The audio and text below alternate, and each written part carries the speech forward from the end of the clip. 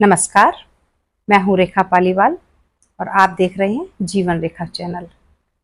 जैसा कि मैंने अपने पिछले वीडियो में आपको बताया, जो थंबनेल है कि विचारों से बनाएं अपना मनचाहा जीवन, उसमें मैंने आपको थायराइड के बारे में बताया कि किस तरीके से हमारे विचार हमें बहुत सारे रोग दे देते हैं और उनमें से थायराइड भी है।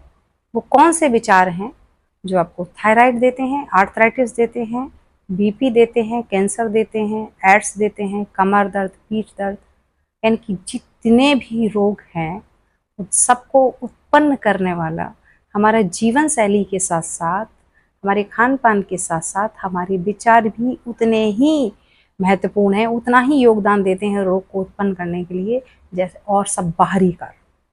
जी हाँ, पतंजलि योग दर्शन में भी पतंजलि ऋषि ने ये कहा है कि हमारे अतीत के कुछ घटनाएं, अतीत की कुछ यादें, कुछ भी जो अतीत में ऐसा हुआ हो जैसे आप भूल नहीं पा रहे हो, वो आपके सबकॉन्शियस माइंड में अगर बैठ जाते हैं, बार बार उसका रिपीटेशन करते हैं, तो वो आपको निश्चित रूप से रोगी बना देते हैं।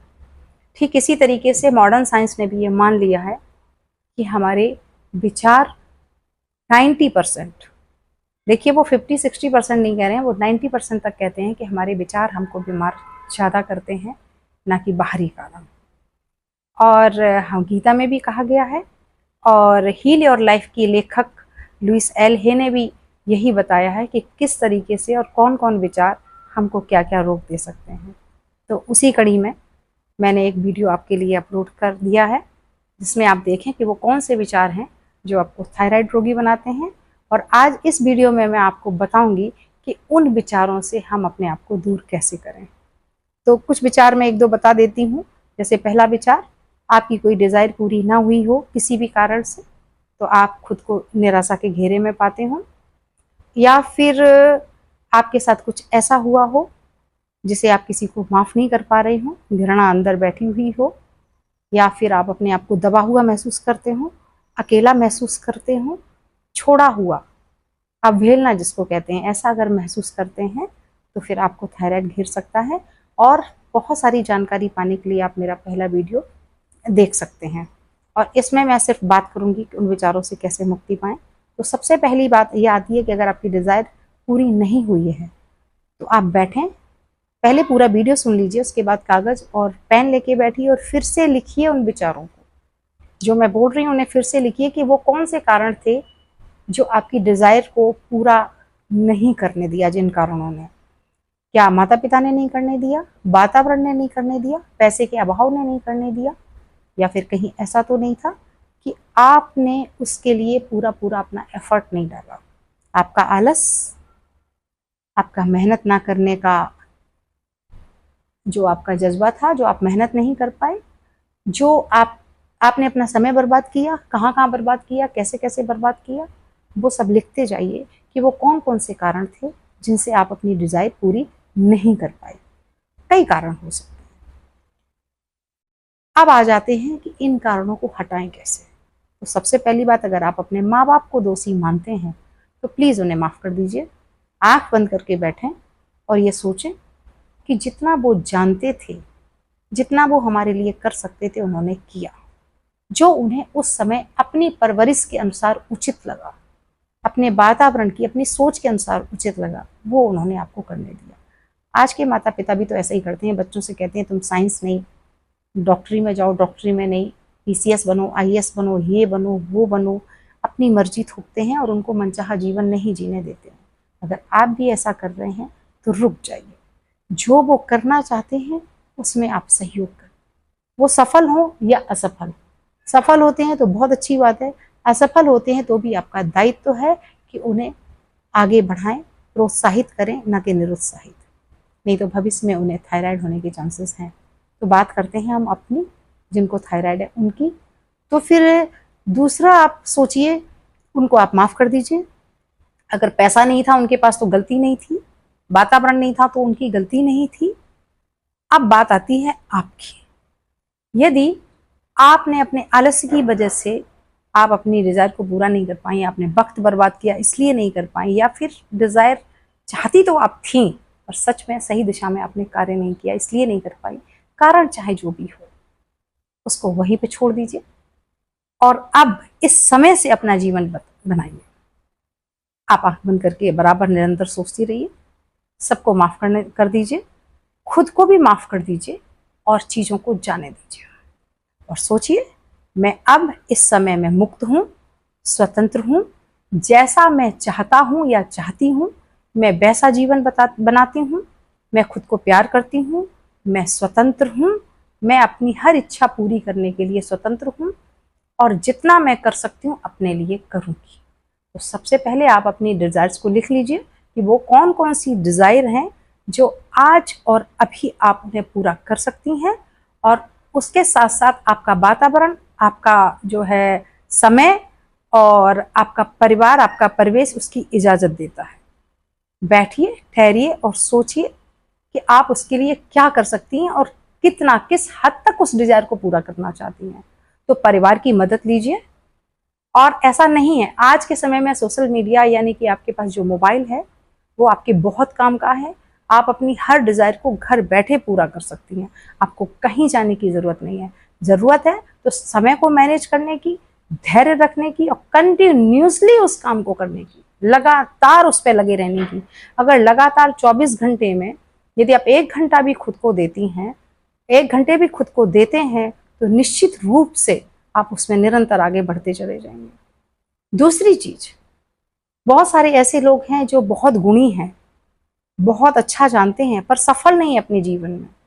उन्हें भी खुद को और परिस्थितियों को माफ करने की जरूरत है और ये सोच के वो अपने आप को धैर्य दे सकते हैं, तसल्ली दे सकते हैं कि इस दुनिया में, इस ब्रह्मांड में बहुत सारे ऐसे लोग पैदा हुए हैं जिन्हें हम नहीं जानते।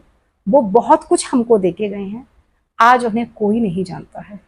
हम कितनों के नाम जानते हैं, कितने हमें कृषि के क्षेत्र में क्या क्या उपलब्धियां देके गई, क्या क्या चीजें देके गए हैं, कितने आयुर्वेदाचार्य हमको बहुत सारी चीजों को बता के गए हैं, कितने लेखक हमारे लिए पुस्तकों को लिख के गए हैं, कितने लोगों को हम जानते हैं जिन्होंने हमारे जीवन को सहूलियत के लिए बहुत सारी चीजों का आविष्कार किया है, जिन्होंने हमारी जिंदगी को आसान बनाया। कि आप सबको जानते हैं? तो आपको भी अगर कोई नहीं जानेगा या आपके पास भी कम है तो क्या दिक्कत है, उसमें चिंता करने वाली को क्या बात है? आप ये बताइए, आपके लिए महत्वपूर्ण क्या है? ये शरीर, सांसें या ढेर सारा पैसा और ढेर सारी पहचान? पहचान और पैसा है पर शरीर नहीं है या रोग युक्त शरीर है, तब आप क्या कर पाएंगे?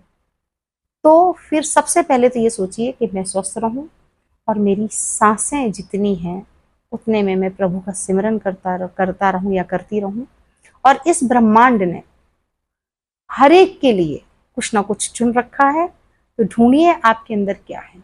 यदि आप खुश हैं अपनी दुनिया में, प्रसन्न हैं अपनी दुनिया में, आप अपना खाना खा पा रहे हैं, आपके पास पहनने के लिए कपड़े हैं और आपके पास जीवन की जितनी भी जरूरत की चीजें वो हैं, तो आप बहुत भाग्यशाली हैं। धन्यवाद कीजिए ईश्वर का। लेकिन इसके बाद मैं फिर कहूंगी कि निकल पड़िए आप अपनी एक नई यात्रा पर और उन सारी डिजायर्स को लिख लीजिए और आज से नहीं, अभी से उनको पूरा करना शुरू कर दीजिए।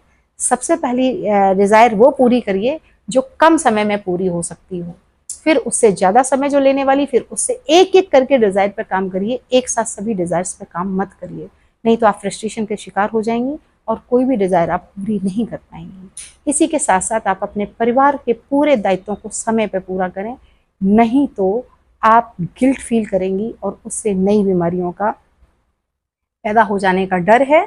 और साथ ही आपके परिवार के लोग खुश नहीं रहेंगे। जब वो खुश नहीं रहेंगे तो फिर आप भी खुश नहीं रहेंगे। तो आप देख लीजिए, अपने परिवार से बात करिए कि वो आपको कितना सहयोग कर सकते हैं और कौन सा समय सही रहेगा जिसमें आप 1 घंटा अपने लिए निकाल सकती हैं और धीरे धीरे अपने रास्ते पर चलते रहिए। दुनिया को कुछ भी नहीं दिखाना है, सिर्फ अपनी यात्रा को पूरा करना है। जैसे कि आप कहते हैं ना कि उसे तो गॉड गिफ्ट मिला है, तो गॉड गिफ्ट में उसको ये कला मिली है, गॉड गिफ्ट में उसको ऐसा मिला है, गॉड गिफ्ट में उसको वैसा मिला है, तो वो अपनी यात्रा को प्रारब्ध से, पिछले जन्म से पूरा करते हुए चलते हैं और तब जाके अगले जन्म में उनकी यात्रा वहीं से शुरू हो जाती है। और उसी को कहते हैं कि उससे पहले से ही वो जो भी निरंतर करते रहते हैं, जो भी कला निरंतर सीखते रहते हैं, खुद को भरते रहते हैं, अचीवमेंट से खुद को भरते रहते हैं, बराबर निरंतर अपनी कला को निखारने में, खुद को निखारने में लगे रहते हैं, वही अगले जन्म में गॉड गिफ्ट के तौर पे पैदा होते हैं और उन्हें वो कलाएं अपने आप आ जाती हैं या वो बहुत कम समय में सीख लेते हैं उन कलाओं को। और इसी के साथ आप अपनी खान पान को भी आप नियंत्रित करिए, जैसे मैंने किया।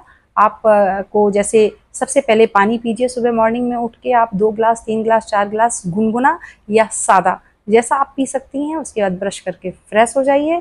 उसके बाद आप अगर चाय के बिना नहीं रह सकती हैं तो चाय का सब्स्टिट्यूट लीजिए, कुंजा टी लीजिए, ग्रीन टी लीजिए, आप सौंफ की चाय पी सकती हैं।